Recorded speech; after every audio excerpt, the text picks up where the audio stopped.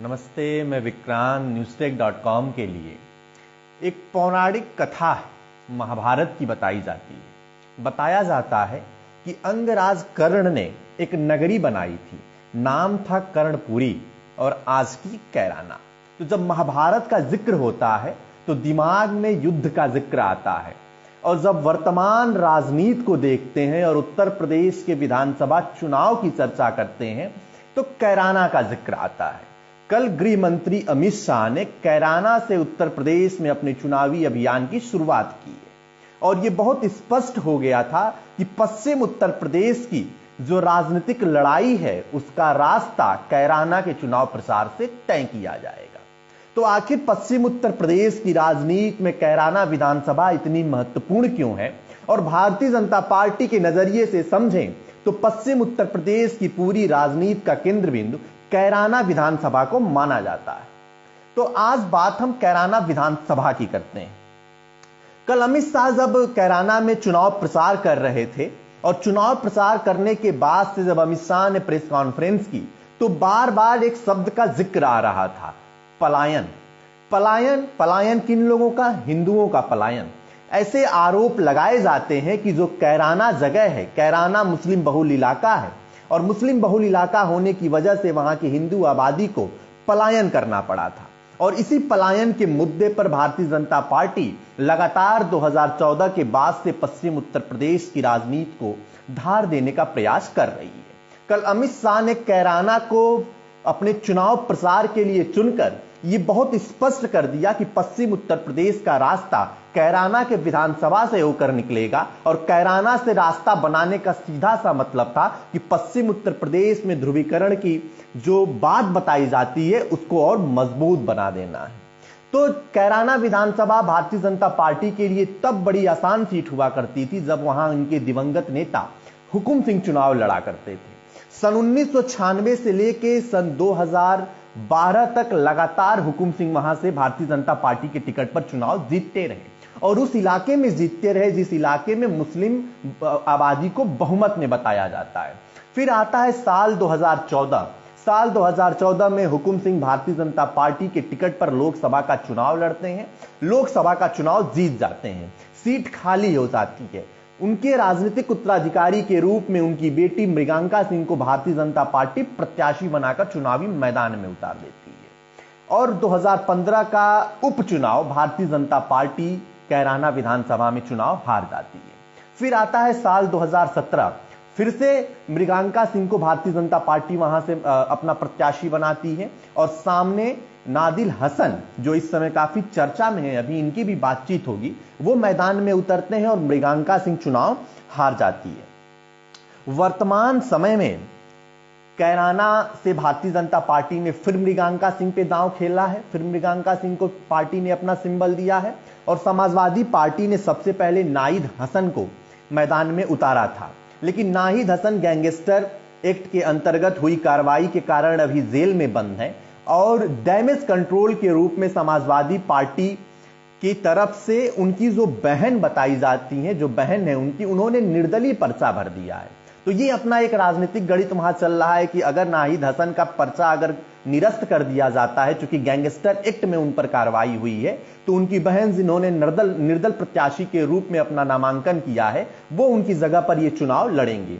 तो जो पश्चिम उत्तर प्रदेश में जो कैराना का पूरा सियासी गणित है, भारतीय जनता पार्टी का अपना सियासी गणित है कि वो गुर्जर, ओबीसी और सवर्ण आबादी के सियासी ध्रुवीकरण के जरिए इस बार कैराना विधानसभा की सीट को जीत लेंगे।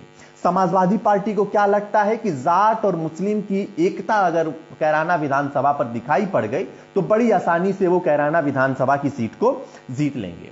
सन 2017 में भी भारतीय जनता पार्टी और समाजवादी पार्टी के यही राजनीतिक समीकरण थे, और समाजवादी पार्टी के प्रत्याशी ने मृगांका सिंह को तकरीबन 21,000 वोट से चुनाव हरा दिया था।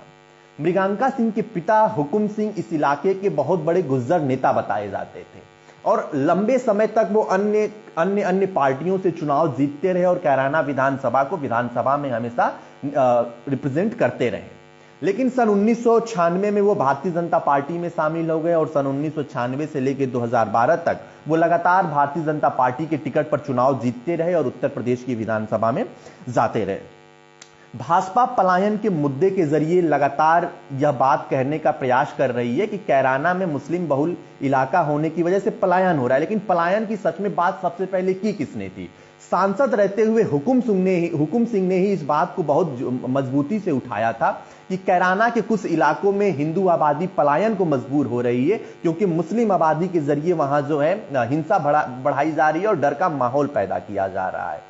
हुकुम सिंह खैर बाद में कई मीडिया रिपोर्ट की माने तो वो इस अपने बयान से पलट गए थे, लेकिन पलायन के मुद्दे को कैराना में बहुत तेजी से जो है तूल पकड़ते हुए देखा गया था। और तब से लेकर आज तक पश्चिम उत्तर प्रदेश में भारतीय जनता पार्टी हमेशा से कैराना विधानसभा और कैराना के इलाके को बहुत महत्वपूर्ण इलाका मानकर अपनी राजनीति को धार देती रही है। कैराना विधानसभा में कुल 1.37 लाख यानी कि तकरीबन 1.5 लाख के आसपास मुस्लिम आबादी है, और उसके बाद से जाट, गुर्जर, सवर्ण आबादी, ओबीसी आबादी भी आती है। तो मुस्लिम आबादी, जब मुस्लिम मत एक जगह कंसोलिडेट होता है तो किसी भी प्रत्याशी को चुनाव जीतने में बहुत आसानी हो जाती है। लेकिन जब हुकुम सिंह चुनाव लड़ा करते थे तो हुकुम सिंह की अपनी राजनीति थी, वो उस इलाके के बड़े गुर्जर नेता बताए जाते थे। तो जो गुर्जर आबादी थी, ओबीसी आबादी थी और सवर्ण आबादी थी, वो हमेशा हुकुम सिंह के पीछे लामबंद दिखाई पड़ती थी। और यही कारण था कि तमाम मौकों पर, तमाम चुनाव में हुकुम सिंह के खिलाफ मुस्लिम प्रत्याशी उतारने के बावजूद भी विभिन्न राजनीतिक दल कभी भी अपेक्षित सफलता हासिल नहीं कर पाते थे। लेकिन अभी वर्तमान में हुकुम की सुपुत्री मृगांका सिंह चुनाव लड़ रही हैं, वहीं नाहिद के जेल में होने की वजह से उनकी बहन इकरा हसन चुनाव मैदान में उतर चुकी हैं। तो सियासी रूप से अगर देखें तो यह लड़ाई कहीं ना कहीं दो परिवारों की बेटियों के बीच में आ चुकी है। नाहिद हसन के लिए उनकी बहन इकरा हसन मैदान में उतर के चुनाव प्रचार कर रही हैं, और हुकुम सिंह की राजनीतिक विरासत को आगे बढ़ाने के लिए मृगांका सिंह भारतीय जनता पार्टी के टिकट पर चुनाव लड़ रही हैं। तो अमित शाह ने जब कल कैराना को चुना था तो पूरे दिन भर मीडिया में यह खबर चलती रही, और यह भी खबर चलती रही कि हो सकता है कि अमित शाह कोई ऐसा बयान दें जिससे भारतीय जनता पार्टी पश्चिम उत्तर प्रदेश में अपने ध्रुवीकरण के एजेंडे को धार दे सके। कैराना विधानसभा शामली जिले में पड़ता है और पश्चिम की राजनीति का बहुत केंद्र बिंदु है, और पश्चिम की राजनीति में भारतीय जनता पार्टी के ध्रुवीकरण वाले एजेंडे को मूल रूप देने के लिए, मूर्त रूप देने के लिए कैराना विधानसभा वो विधानसभा है जहां से भारतीय जनता पार्टी पश्चिम उत्तर प्रदेश में 2013 में हुए मुजफ्फरनगर दंगे का भी जिक्र करने से नहीं पीछे हटेगी, और उसके जरिए कहीं ना कहीं वो पूरे पश्चिम उत्तर प्रदेश को ध्रुवीकरण के लिहाज से राजनीतिक लाभ लेने का प्रयास करना चाहती है। तो ये भारतीय जनता पार्टी की अपनी रणनीति है।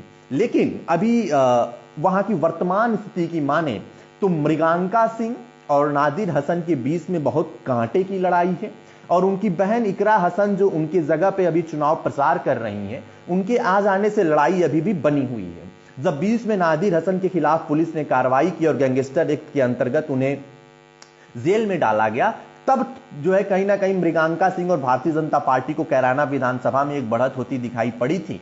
लेकिन वर्तमान समय के समीकरणों की माने तो लड़ाई बहुत कांटे की है। अगर भारतीय जनता पार्टी का समीकरण गुर्जर, ओबीसी और सवर्ण आबादी का ध्रुवीकरण अगर काम कर जाता है तो भारतीय जनता पार्टी बड़ी आसानी से चुनाव जीत लेगी।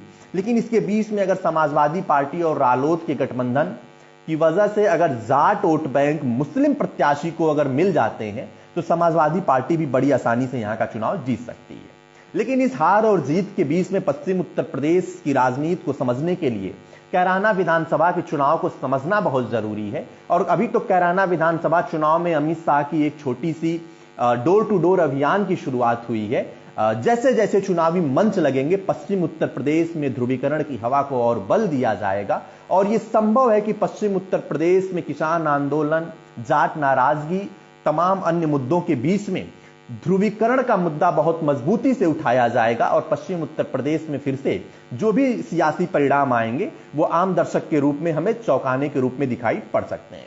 तो नमस्कार, मैं विक्रांत। कैराना विधानसभा के ऊपर मेरी ये एक विशेष रिपोर्ट, और ऐसे ही चर्चित विधानसभा सीटों की रिपोर्ट देखने के लिए आप हमारे पेज newstech.com के साथ जुड़े रहिए।